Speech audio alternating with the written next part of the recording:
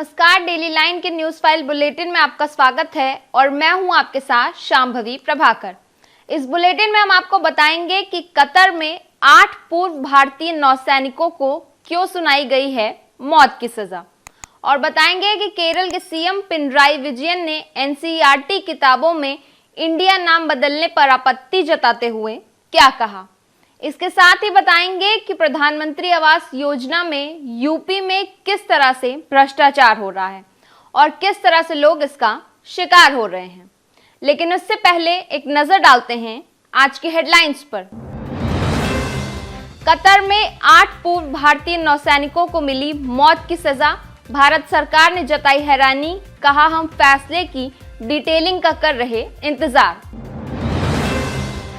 पाकिस्तान ने जम्मू कश्मीर में फिर किया सीजफायर का उल्लंघन, भारत की 5 चौकियों पर की फायरिंग, 1 जवान समेत 5 लोग घायल। केरल के सीएम ने एनसीईआरटी किताबों में इंडिया नाम बदलने पर जताई आपत्ति, कहा हमें नाम बदलना स्वीकार नहीं, यह संघ परिवार की विभाजनकारी सोच। चुनाव आयोग ने प्रियंका गांधी और हिमंता बिस्व को भेजा नोटिस, 30 अक्टूबर तक मांगा जवाब।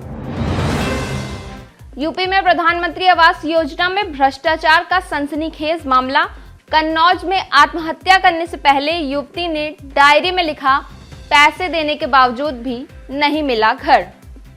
अब बात करते हैं पहली खबर की। कतर की एक अदालत ने भारत के 8 पूर्व नौसैनिकों को मौत की सजा सुनाई है। ये 1 साल से कतर की अलग अलग जेलों में कैद हैं। जानकारी के मुताबिक भारत सरकार ने कतर के इस फैसले पर हैरानी जाहिर की है। इसके साथ ही उन्हें छुड़ाने के लिए कानूनी रास्ते तलाश किए जा रहे हैं। विदेश मंत्रालय ने बयान जारी कर कहा कि हम जजमेंट की डिटेलिंग का इंतजार कर रहे हैं। बता दें कि कतर सरकार ने 8 भारतीयों पर लगे आरोपों को सार्वजनिक नहीं किया है। जानकारी के मुताबिक कतर की इंटेलिजेंस एजेंसी के स्टेट सिक्योरिटी ब्यूरो ने इंडियन नेवी के 8 पूर्व अफसरों को 30 अगस्त 2022 को गिरफ्तार किया था। हालांकि भारतीय दूतावास को सितंबर के मध्य में पहली बार इनकी गिरफ्तारी के बारे में बताया गया। अब बात करते हैं अगली खबर की। जम्मू के अरनिया और आरएसपुरा सेक्टर में पाकिस्तान ने सीज फायर का उल्लंघन किया है। इंटरनेशनल बॉर्डर पर 26 अक्टूबर की रात पाकिस्तानी रेंजर्स ने गोलीबारी की। इस गोलीबारी में बीएसएफ का 1 जवान और 4 नागरिक घायल हो गए। मिली जानकारी के मुताबिक पाकिस्तान ने भारत की 5 चौकियों पर फायरिंग की। इसके साथ ही रिहायशी इलाकों में मोर्टार के गोले भी दागे। इससे घरों की दीवारें ढह गईं। जानकारी के मुताबिक पाकिस्तान की तरफ से ये गोलीबारी तब की गई जब दिन में कश्मीर के कुपवाड़ा में एलओसी के पास सुरक्षा बलों ने लश्कर के 5 आतंकियों को मार गिराया।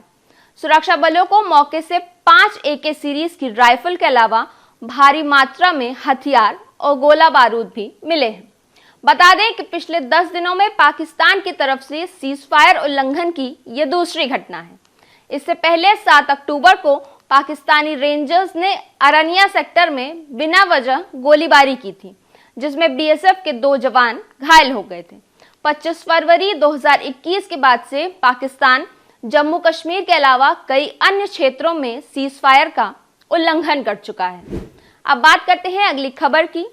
National council of educational research and training यानी एनसीईआरटी की एक कमिटी ने 25 अक्टूबर को अपनी सभी किताबों में इंडिया की जगह भारत शब्द का इस्तेमाल करने की मांग की है।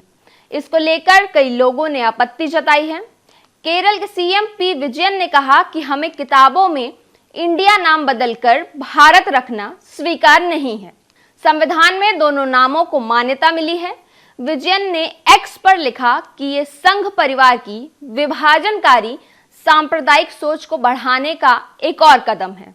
हम सभी को मिलकर इसका विरोध करना चाहिए।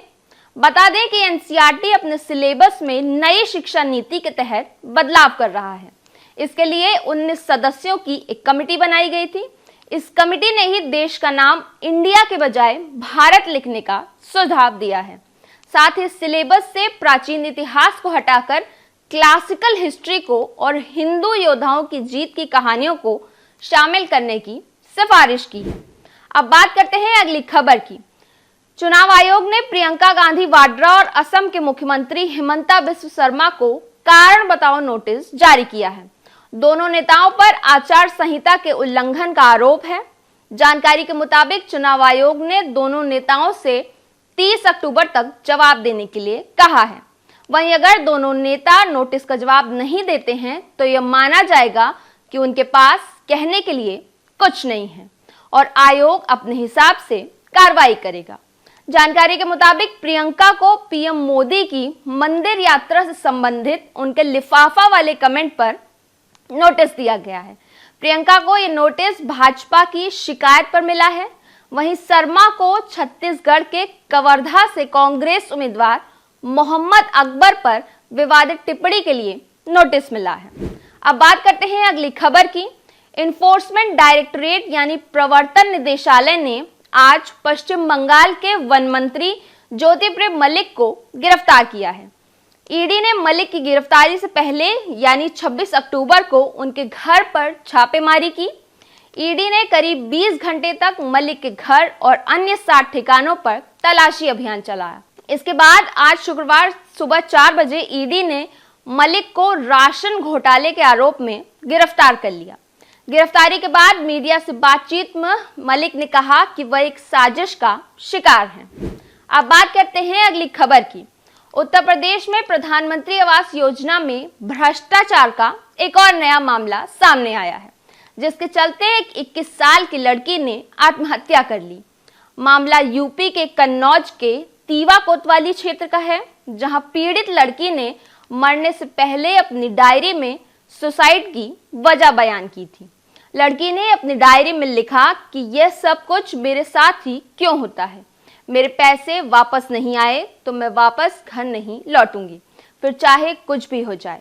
मदन सर और आदित्य दोनों मुझे पागल बना रहे हैं, मेरे पैसे नहीं लौटा रहे हैं। मैं बार बार फोन करती हूँ तो फोन भी नहीं उठाते। मैं मर जाऊंगी और कुछ नहीं। ये 21 साल की उस लड़की के आखिरी शब्द हैं जिसे प्रधानमंत्री आवास योजना के नाम पर ठग लिया गया। इसके बाद उसने सुसाइड कर लिया। डेली लाइन के मॉर्निंग न्यूज फाइल बुलेटिन में बस इतना ही। बने रहिए डेली लाइन के साथ।